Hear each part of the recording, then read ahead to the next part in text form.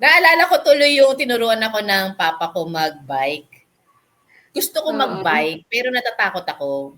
So, mamili ka, choose between the two.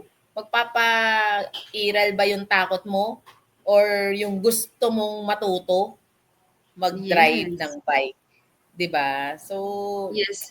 growth is never comfortable talaga. Kailangan mo matuto. So, you need to, yan, dyan yung sesemplang ka sa bike.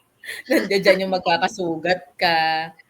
But, Oo, ganyan talaga. tama yun eh. It's, it comes eh. It comes with growth. Kasi, Hindi ka talaga matututo yeah. 'pag hindi ka nag-try. Yes. Wala. Lumaki ka na, dumaan na yung panahon, ang tanda mo na, hindi ka pa rin marunong mag-bike. So, paano yun? Kailan ka pa Actually, matututong marami akong mag-bike? kilala Pag diyan. lola ka na. 'Di ba?